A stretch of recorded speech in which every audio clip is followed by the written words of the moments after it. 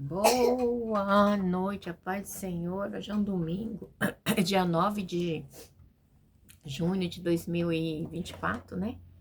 Estamos começando mais um momento João 3:30 à noite hoje.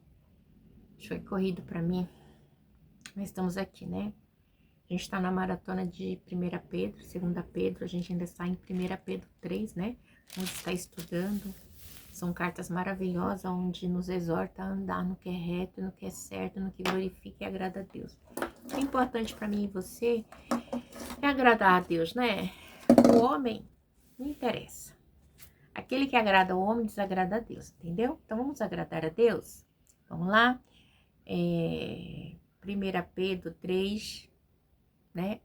Eu te falei que eu sou a missionária Nadir Albano, quem vos fala, né? Tá bom, hoje é um domingo, hein?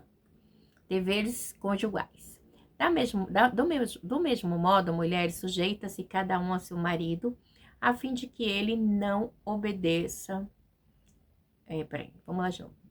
Do mesmo modo, mulheres, sujeite-se cada uma a seu marido, a fim de que, se ele não obedeça a palavra, seja ganho sem palavras pelo procedimento de sua mulher. Observando a conduta honrosa e respeitosa de vocês, a beleza de vocês não deve estar nos enfeites exteriores, como cabelo, tranças e joias de ouro, roupa fina. Ao contrário, esteja no seu interior, que não perece. Beleza demonstrada no espírito dócil, tranquilidade, o que é de grande valor para Deus. Pois era assim que também costumava adornar-se as santas mulheres do passado, que colocavam suas esperanças em Deus. Elas se sujeitavam cada uma a seu marido, como Sara, que obedecia a Abraão e o chamava Senhor. Dela vocês serão filhas, se praticarem o bem e não derem lugar ao medo. Do mesmo modo, vocês, maridos, sejam sábios ao convívio com suas mulheres, e não tratem-nas com suas mulheres e tratem-nas com honra, como parte mais frágil e coerdeira do dom da graça da vida, de forma que não sejam interrompidas as suas orações. Deus, meu Pai, em nome de Jesus, nessa hora eu entro na tua presença mais uma vez, pedindo perdão pelas minhas falhas, pelos meus pecados que são inúmeros, Pai. Senhor Deus, me perdoa, porque eu não orei como de costume antes da live. Senhor Deus, mas eu te peço, Senhor, que você possa estar visitando esse irmão, essa irmã, que está ouvindo essa live nessa hora, que você possa estar entrando com providência, com socorro, com cura, com libertação. Se tiver alguém, Pai, precisando de um milagre, que o Senhor possa ser um milagre neste dia, nesta hora. Deus, pessoas estão passando por situações de dificuldades financeiras, entra com socorro, entra com providência, corta o laço, quebra o arco, desfaz as obras das trevas, trabalha, Pai, em prol daqueles que em Ti confia, Senhor. Visita os hospitais, os presídios, os leprosários, as FEBEM, as UTI. Visita aquela mãe solo que não tem o que dar para o seu filho. Visita aquele pai que está desempregado e que não sabe o que fazer, Pai, para botar a comida na mesa. Já está para ser despejado, Senhor Deus. Eu não sei, Pai, o que o Senhor pode fazer, mas muda a história daqueles que precisam, necessitam de um socorro neste dia. É o que eu te peço em nome do Pai, do Filho e do Espírito Santo de Deus. Amém. E, Senhor, e que eu venha falar a Tua palavra, somente aquilo que você tem para falar aos nossos corações. Que eu diminua, que o Senhor cresça. Em nome de Jesus. Amém. Você vê que essa palavra... Ai, gente. Essa palavra é uma palavra que ela vem falar dos deveres conjugais, né? Entre o homem e a mulher. A gente tem que falar dos deveres conjugais. Porque não adianta você querer fazer de conta que casamento com mulher é um mar de rosas. É um conto de fadas. Meu caso é um pedacinho do céu. O meu lar é um pedaço... Não, não é. Igreja, porque a gente está na terra, né? E a gente acabou de ler que nós somos cidadãos, simplesmente peregrinos aqui. Então, a palavra diz assim, deveres conjugais. Do mesmo modo, olha, do mesmo modo, mulheres sujeitam-se cada um a seu marido, a fim de que se ele não obedece a palavra, seja ganho sem palavra pelo procedimento da sua mulher. Ou seja, uma mulher sábia, né, ele está dando instrução aqui de como uma mulher sábia pode ganhar seu esposo, né? Apesar, igreja, que tem gente... Ai, desculpa. Eu conheço irmãs que é mulher de Deus, missionária, pregadora da palavra, mas que o marido abomina Deus, rejeita Deus. E é muito difícil, né? Então, E a gente vê que... E elas continuam servindo a Deus, buscando, indo, pregando, jejuando, clamando, fazendo visita. Elas não param. Mas se ele não quer receber o testemunho, é o problema dele. Ele que vai dar conta para Deus. Mas ela, como mulher, tá fazendo a parte dela. Aí ele vem aqui e ele vem nos dar esse feedback, né? E assim, como os crentes devem se submeter às autoridades governantes, né? Nós devemos submeter aos nossos senhores, né? Como os escravos também. E assim, e aí a esposa também, né? A esposa crente não deve depender de argumento para ganhar o marido, né? Descrente para Cristo. Mas a qualidade de vida que ela projeta. Atos falam mais que palavras. Então, o comportamento dela, a atitude dela, mesmo ele rejeitando, ele denegrindo, falando, mas ele sabe que ele tem uma mulher de Deus em casa, né? Então é o quê? É pelo seu comportamento, pela sua maneira de se comportar, de se vestir, de falar, né? E isso, uma hora ou outra, sabe aquele ditado? Água mole e pedra dura, tanto bate até que fura, mas não tem como, né? Mas é um ditado popular. A gente espera que ocorra.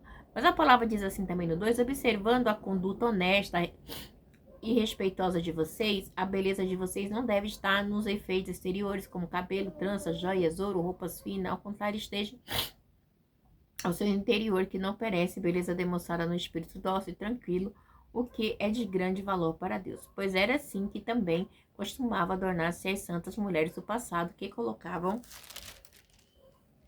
suas esperanças em Deus. Elas se sujeitavam a cada um ao seu marido. Então, honesta, respeitosa, né? São adjetivos muito fortes. Então, nós, mulheres casadas, nós temos que ser honesta e respeitosa, principalmente honesta com nós mesmos, porque se nós somos honestas com nós, a gente vai ser honesta com o nosso marido. Você não vai trair, você não vai roubar, você não vai mentir. Então, é algo que não tem para onde fugir, né? É uma pureza moral, né? É marcada por uma vida moral, porque nós servimos um Deus moral, né? Então, e esse sentimento, assim, ele brota de dentro, que ele vem de Deus, né? Então, e os cabelos e a joia, muita coisa, né? A gente vê que tem, até hoje em dia, tem mulheres exageradas, exageradíssimas, né? Eu já sou, às vezes falo, ai meu Deus, eu queria botar alguma coisa. É raro, eu tô até procurando um colar que eu usava com uma cruz, que eu não sei onde é que tá. Mas o máximo que eu uso é brinco e tal, mas tem mulheres, gente, que pelo amor de Deus, parece um pavão. Tem necessidade disso? Se ela gosta, problema dela, né? Mas às vezes eu acho desnecessário, porque às vezes tem mulheres que usam, principalmente hoje em dia, no meio gospel, né? Tem mulheres que usam tênis de 5.000 reais e tem uma, dentro do ministério dela, tem uma ovelha, tem uma irmã que não tem 1 quilo de arroz para comer em casa. Ela ostenta uma bolsa de tal marca que custa milhões e tem uma irmã que não tem um chinelo para colocar no pé. Então são coisas que, sinceramente, uma mulher de Deus, né, ela não precisa se ostentar. Acho que é desnecessário isso. Olha, igreja, deixa eu falar pra você. Eu sou viciada em comprar roupa. Ontem mesmo eu comprei esse vestido. Aí de mais tarde eu comprei mais outro macacão. Eu compro. Mas eu não gosto de ver as pessoas precisarem e eu não ajudar. Não condiz com o que eu prego. É muito raro eu não ajudar alguém. Só se mesmo meu coração trancar. Desculpa. Só mesmo se meu coração trancar pra não ajudar. Mas eu sou mole. Sempre tô ajudando. Porque às vezes você tá tão luxuosa, eu acho tão desnecessário. Eu não consigo ver esse evangelho de hoje comparado com o evangelho de Cristo, sabe? Pessoal luxuosa, ostentando, com blusa de não sei o que, sai não sei do que, não sei o que.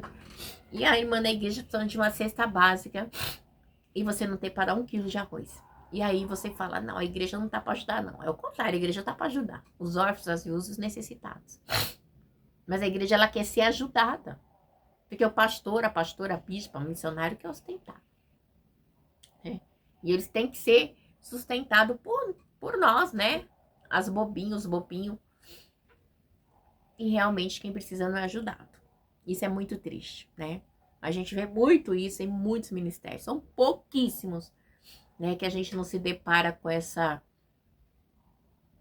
como é que eu posso dizer? Com essa maldade. Isso chama-se maldade, ruindade. Então, a gente vê que era bem assim no 5. Pois era assim que também costumava adornar-se as santas mulheres do passado, né? Santas mulheres do passado, eles tinham um padrão, né de se arrumarem, tudo. Era um período cultural, a gente vê que Jezabel era uma mulher cheia de coisa. Tem que ter uns povos perturbados que não pinta a unha, batem, ai, que era de Jezabel, que não sei o que, nada a ver. Eu comprei é meu, não é de Jezabel. Desculpa. É que umas coisas estão assim que foge da palavra do Senhor, né? Diz assim: como Sara que obedecia a Abraão e o chamava de Senhor, dela vocês serão filhas se praticarem o bem e não derem lugar ao medo. Então, Sara, ela chamava Abraão de Senhor, né? Sara era uma mulher de Deus. A gente sabe que Sara é mãe de multidões, né? Então, assim, as mulheres cristãs, nós mulheres cristãs, passamos a ser filhas de Sara, né? À medida que a gente tem que se tornar mais semelhante a ela, sem temer as possíveis desgraças, confiando em Deus. Porque Sara passou por situações difíceis, né?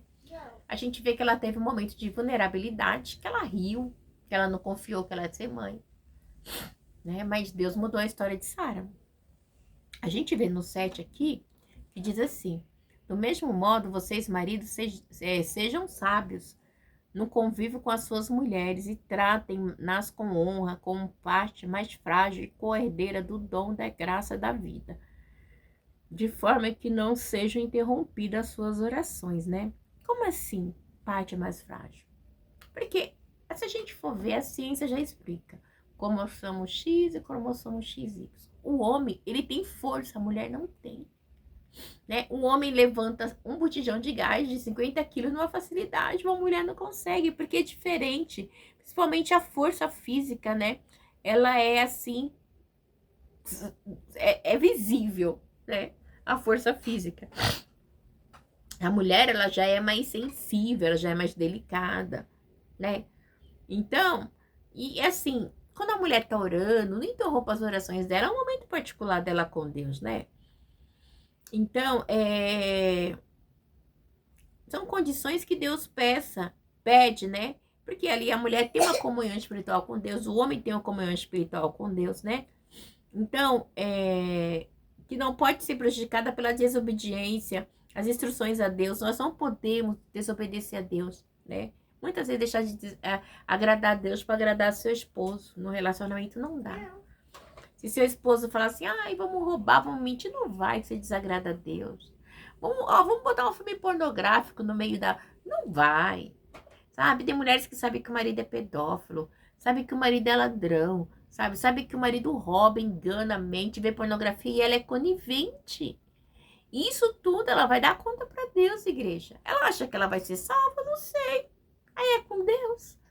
Mas nós temos que ter pudor e respeito com as coisas do Senhor. Você não vai ser desobediente às instruções dadas por Deus, de jeito nenhum. Desrespeitar as coisas de Deus.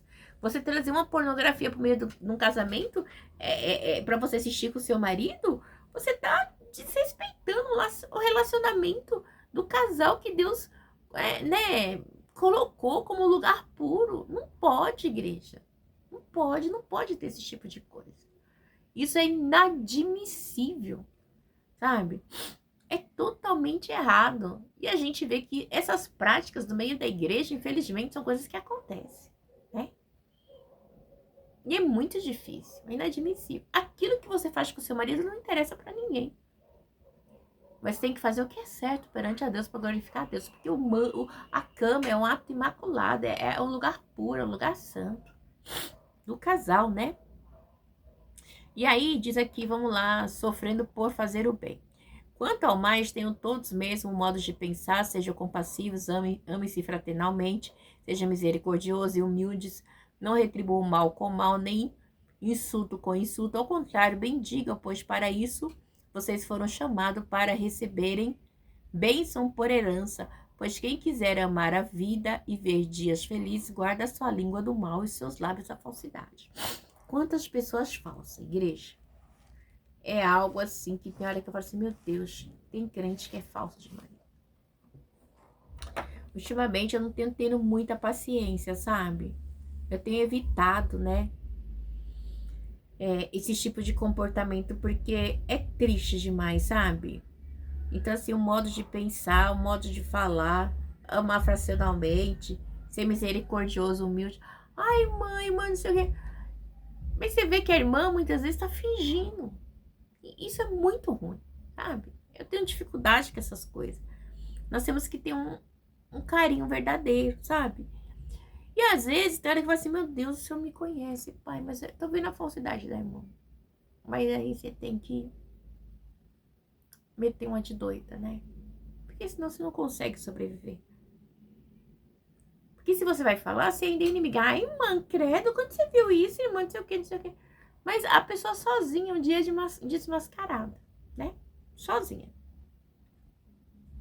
Porque não seja, seja misericordiosa e humilde. Então a gente tem que ser misericordiosa e humilde. É eu que sou. Eu que sou missionária, né? Então ontem eu havia contado um fato. Acho que eu fui visitar um parente do meu pai, né? A qual eu havia dito umas coisas para ele. Há uns anos atrás, escrevi por e-mail. Não pedi perdão, porque realmente, pessoas assim mesquinha que diz que é, sei lá, que serve a Deus, né?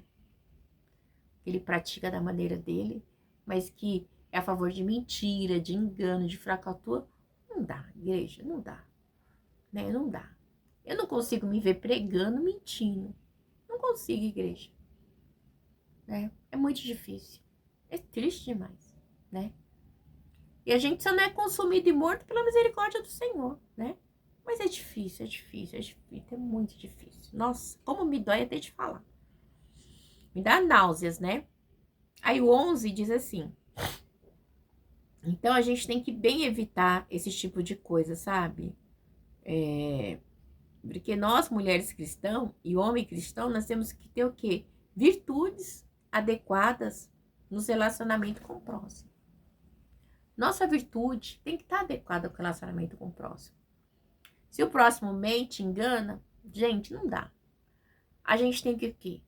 Muitas vezes a gente tem que deixar de mão, dar um tempo, deixa ele lá. Eu vou para cá porque não condiz. Água e óleo não se mistura, né? Luz e treva não tem como. Então, muitas vezes é difícil, sabe? Até a gente pensar isso é difícil. Porque senão, você vai tornar assim compassivo demais com a atitude errada, né? Porque o amor fraternal é algo que a gente tem que vir de dentro.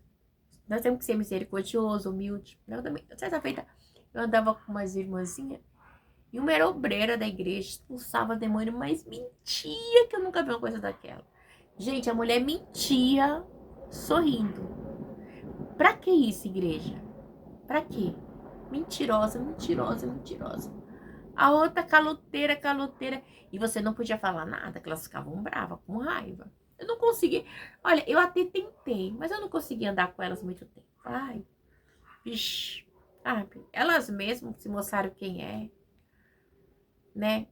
Eu tenho uma postura, eu sou assim, pronto, acabou. Eu não vou ficar fingindo, falar bem de uma, não gostei, não gostei, pronto, acabou. Acabou. Se eu achar que eu estou errada e que eu tenho que pedir perdão, não tenho dificuldade. Eu vou lá, eu me perdoa, fulano, porque eu fiz isso e isso com você. Não era para mim ter feito isso. Humildade. Mas tem gente que não tem humildade. Tem gente que gosta de mentir mesmo, que gosta de dar calote, que gosta de estar em adultério, que gosta de roubar, que gosta de levar vantagem. Ela gosta, porque ela não quer deixar, porque ela tem esse costume ruim. E para se dobrar a Deus, você tem que deixar esses tipos de coisa. E muitas vezes ela não quer. E a gente vai fazer o quê? Somente orar e se afastar. Não dá, igreja, não dá, não dá. A pessoa só queria andar de carro, né? Eu dirigi e tal, não tenho dificuldade nenhuma em andar de carro. Mas é engraçado, né? Mas a pessoa não tem humildade, né? Não tem humildade. Isso é muito complicado, igreja, é muito complicado. Diz aqui no 3, no 10, né? Também, estamos no 12, no 11. Afaste-se do mal e faça o bem, busca a paz com perseverança, porque os olhos do Senhor estão sobre o justo e os seus ouvidos atentos às suas orações, mas o rosto do Senhor volta-se contra os que praticam o mal. Deus, ele vê, igreja, ele sabe tudo. Ele sabe quem pratica o mal, quem faz o bem, né? Porque ele vê todas as coisas. Então, igreja, é bem difícil, né? A gente vê que tem pessoas que os motivos são inúmeros, né? Elas não obedecem a Deus de jeito nenhum, não exorta, faz coisas ruins, tem uma vida assim totalmente perversa, não é grata, né? Seus dias, nossa, são coisas assim terríveis, né? Mas os olhos de Deus sempre estarão sobre ele, sobre mim, sobre vocês, sobre todos, tanto para abençoá-lo como para puni-los, né? Os ouvidos de Deus também estão prontos para escutar a minha oração e escuta aquilo que eu faço de errado e aquilo que você faz de errado também, para o quê? Nos punir também. Oi, filho. Espera aí, tá bom? Aí diz assim, quem há de maltratá-los, se vocês forem zelosos na prática do bem? Todavia, mesmo que venham sofrer, porque pratica a justiça, vocês serão felizes. Não tema aquilo que eles temem, não fique amedrontado. Aí, Deus já falou comigo e com você, né? Quem há de maltratá-los, se vocês foram zelosos na prática do bem? Todos, tá aqui, ó. Todos, todavia, mesmo que venham sofrer, porque praticam a justiça, vocês serão felizes. Não temam aquilo que eles temem, não fiquem amedrontados. Por quê? Né? Porque se você está fazendo o que é certo, né? Você não está maltratando. Você está fazendo o que é certo. De modo geral, as pessoas não são lesadas por atos de bondade, né? Se eu retribuo bem, eu não estou lesando, eu estou dando o melhor para aquela pessoa, né? Então, o que ocorre com alguém zeloso, ela vai fazer a prática também. Eu sempre pergunto, igreja, Deus, ele me conhece. Eu sempre pratico o bem. O mal, não. Não pago o mal com o mal.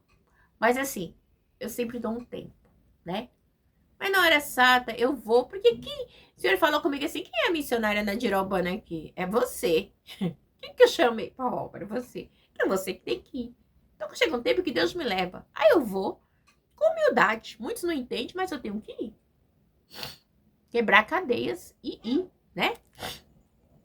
E diz aqui, antes santifique-se Cristo como Senhor em seu coração. Estejam sempre preparados para responder a qualquer pessoa que lhe pedir a razão da esperança que há em você. Contudo, façam isso com mansidão e respeito, conservando a boa consciência, de forma que os que falam maldosamente contra o bom procedimento de vocês, né? Porque estão em Cristo, fiquem envergonhados de suas calúnias, né? Foi o que aconteceu ontem. Quando eu levei o papelzinho que eu falei assim, aqui ó, a sua tia desistiu do uso capião. Né? Eles ficaram envergonhados, né? De ter apoiado o que é errado. Se ficou, né? Mas eu creio que ficou. Porque eu falei mesmo, falei, eu nunca vou apoiar o que é errado. Não adianta. Porque eu não posso, porque eu sirvo a Cristo, eu prego. Então eu não posso. Eu não quero fazer, não gosto. Eu acho isso muito mal. Então, assim, o Senhor diz no 17, é melhor sofrer por fazer o bem, se for da vontade de Deus, do que fazer o mal. E eu chorei. Foram 14 anos de choro, de revolta. Sabe, Senhor, o Senhor não tá vendo que injustiça. Né, Deus? O Senhor não tá vendo, Pai, a injustiça desse povo. Não quero, Pai, eu não aceito. E ali eu tive que chorar muito, sabe? Muito mesmo. Foram noites de choro, de revolta. Fiquei doente, tive depressão. Por quê? Por causa da maldade do outro, igreja. E é muito triste, né?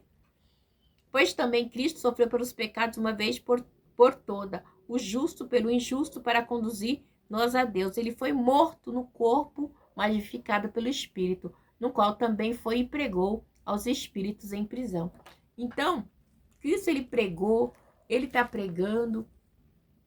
E o que acontece, né? A gente, como servo de Deus, né? Nós temos que o quê? Se santificar em Cristo, né? Então, ele nos exorta a santificar sempre, nos dedicar a Cristo, né? Precisa viver a palavra, ter a palavra, defender a palavra, defender a sua fé em Cristo, né? Cristo morreu por mim, por você. Eu não vou mentir, eu não vou roubar, eu não vou enganar. Eu sou um ser moral, porque meu Deus é moral, ele tem caráter. Então você tem que lutar pela sua fé, você tem que defender a sua fé, né? Porque a gente, pelo contrário, né? Haverá disposição de responder com mansidão, com respeito, né? O cristão sempre deve comportar-se como cavaleiro. A gente tem que ser sempre o cavaleiro, né? Ou dama, mesmo diante da oposição dos incrédulos. Nossa, nós devemos sempre ser feita com amor, nunca de forma degradante, né? Aí eu peguei e falei com ele assim, e a tia, tem como ver? Ele falou assim, não, ela tá meio esquecida, não sei o que, tal. Aí depois minha esposa falou comigo, nossa, como você é cara de pau, né? Eu falei, não, sou cara de pau. Quem é missionária aqui sou eu, filho. Então quem tem que perguntar sou eu. Quem tem que dar um bom testemunho sou eu. Agora, se ele não quis ou não, problema dele. Mas eu tenho uma vida com Cristo. Eu tenho que viver os padrões que Deus estabeleceu para mim. Independentemente se a pessoa diz não, sim ou não, é problema dela. Mas eu tenho uma moral para com Deus. Entendeu? Então, Deus vai cobrar de mim. Porque eu que sou a serva. Eu que pratico, eu que prego. Foi para mim que ele revelou o mistério do evangelho. Então, eu tenho que ser diferente. A minha conduta, ela é e ela tem que ser diferente. E ele vem e diz mais aqui, né? Porque envergonhados, eles têm que ficar envergonhados do quê? Das calúnias que eles fizeram, da difamação. Por quê? Porque acabou demonstrando ali, quando eu levei o papel, que a calúnia, a defamação, a falsidade, inegavelmente, toda atitude deles, eu retribuí com amor, com sinceridade, né? Com amor ao próximo, com respeito. Se eles não tiveram, o problema deles. Mas eu tenho que ter. Eu tenho uma conduta, eu tenho um princípio a seguir, eu tenho uma moral, né? Baseada nas escrituras, né? E eu não me vendo por qualquer coisa. O preço foi preço de cruz, né? Então, o que acontece? Uma vez por toda, a palavra diz assim, o justo pelo injusto, né? Então, o que acontece? Nós somos exemplos de conduta, né? Nossa característica de cristão, ela tem que ser sempre. Devemos estar pronto para sofrer pela prática do bem. Porque o conceito de sofrimento e morte de Cristo ali, né? Nos leva a observar a morte de Cristo, a morte vicária, né? Então, que não foi só uma morte, foi uma morte para nos libertar. Então, se tirar da prisão, tirar do cativeiro, algo tremendo, igreja. A ressurreição de Cristo é atribuída a Deus, a glória de Deus, a glória dele sempre, né? E ao Filho. E a gente tem que ser o quê? Correta nas coisas que a gente faz, né? Então, assim, é tremendo. Tremenda a palavra do Senhor. A palavra do Senhor, ela não deixa a desejar para ninguém. Aí também, quando ele diz que ele pregou aos espíritos em prisão, pregou, porque a palavra diz. Não sei como, nem como que ele fez, mas que ele pregou. Provavelmente, se for na fase humana ali, pregou na cruz. Ali, aqueles dois pecadores que estavam do lado e do outro que era prisioneiro, ele pregou o amor, né? Um aceitou, o outro não. Então, tem tudo isso. Aí diz assim, no 20, que há muito tempo desobedeceram quando Deus esperava pacientemente nos dias de Noé, enquanto a arca era construída, nela apenas algumas pessoas, a saber, 8 foram salvas por meio da água. Isso é representado pelo batismo, que agora também salva vocês. Não a remoção da sujeira do corpo, mas o compromisso de uma boa consciência diante de Deus. Então, nós temos que ter uma boa consciência. A gente sabe que ali naquela arca, Noé, ele ficou 110, eu não lembro direito, 120 anos fazendo aquela arca. Eu creio que cada prego que Noé batia, ele estava falando, se arrependam, se arrependam. E ali só foram salvos seus 3 filhos, Sam, Cã e Jafé, Noé, sua esposa, suas 3 noras. Pronto, mais ninguém. E ali começou a humanidade toda de novo. Deus destruiu todo mundo morreu afogado. No entanto, que eu acho muito interessante que quando Deus fecha a arca, ela fecha a arca por fora betumando, porque não era homem. Eu acho que Noé, quando viu o desespero daquele povo ali afogando, nossa, se fosse, ele abriria, né? Ele abriria para o povo entrar e ele ia morrer também junto com sua família. No entanto, que só tinha um quadrado na arca em cima que ele olhava para o alto, né? No dilúvio, ele só via só um quadradinho em cima. Diz o Salmo 121, eleva os meus olhos para o monte, de onde me virá o socorro? Meu socorro vem do Senhor, fez os céus e a terra. Era assim, né? Mas Deus deu vitória para Noé e sua família, e assim começou a povoar a terra de novo, né? E Deus deu o arco-íris, né? Como aliança para Noé, que o arco-íris representa a aliança de Deus com Noé, com o povo que nunca mais destruiria o homem. Então, o arco-íris é isso, representa a aliança de Deus com Noé, para nunca mais destruir o homem, aliança de Deus com o homem. Diz assim, por meio da ressurreição de Jesus Cristo, né? Nós temos essa boa obra consciente aqui, que subiu aos céus e está à direita de Deus. Ele está sujeito anjos, autoridades e poderes, né? Olha que lindo. Quem é? Jesus subiu aos céus e está à direita de Deus. Ele está sujeito, estão sujeitos anjos, autoridades e poderes. Tudo está sujeito a Deus, tudo.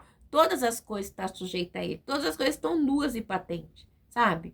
Então, a gente tem que ter todo esse embasamento baseado na história do Senhor, né? Porque Jesus, ele representou direitinho o papel dele, né? Até o batismo, né? Que era feito ali, que nos salva, que não era a remoção da sujeira do corpo, mas era um batismo ali de João Batista para arrependimento, mas depois veio o batismo do Espírito Santo de Deus, que é para salvação. A gente vê que Deus, ele sempre trabalha, né? Então, é muito interessante o batismo da salvação de Cristo, né?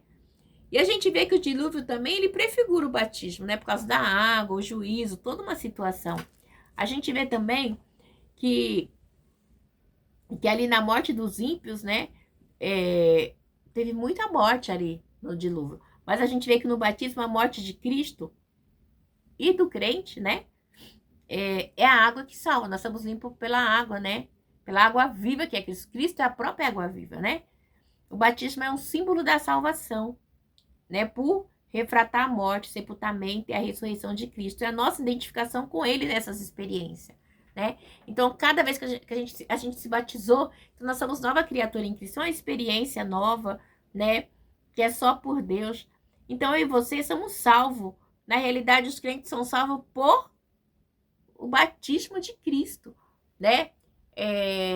Do Espírito Santo, da água que representa. Então, assim, é o batismo da água, o batismo do Espírito Santo de Deus, a conversão, né? A santificação, a mudança. É um compromisso de uma boa consciência perante Deus, perante Cristo, né? Nós temos que ter uma boa consciência como crente. Tem esse respaldo, né? Porque o batismo é um ato de esforço, né? Então, não tem como nós se esforçar para tornar realidade na vida o que o batismo significa, uma nova criatura em Cristo. Nós somos salvos, né? Por meio do quê? Da ressurreição de Cristo. Em última análise, as pessoas são salvas não por ritual, mas pelo poder sobrenatural da ressurreição de Cristo na cruz.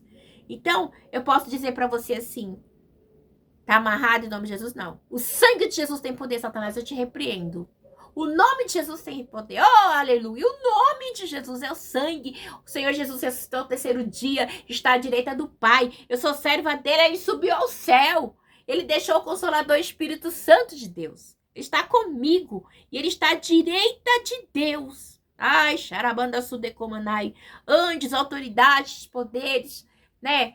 E os principados e as potestades querem destruir aquilo que Deus já declarou. Que nós somos imagem e semelhança de Deus, estamos aqui para adorar. Nós temos que vencer a cruz, é através da palavra, lendo a palavra. O que liberta o homem é a palavra. Não é canetinha mágica, não é chaveirinho mágico, não é isso e aquilo. Ah, eu preciso reforçar a sua fé. Não, sua fé tem que ser reforçada na cruz. Da cruz de Cristo. A morte, vicária de Cristo na cruz é o que reforça a minha sua fé em saber que há um Deus que deu seu filho unigênito para morrer por mim e por você, para que nós estivéssemos aqui. Hoje, eu e você juntos, podemos adorar e falar o nome do Senhor. Amém? Deus abençoe. Um domingo abençoado, final de semana abençoado, em nome do Pai, do Filho e do Espírito Santo de Deus. Amém. Uma semana abençoada em Cristo Jesus. Fica na paz.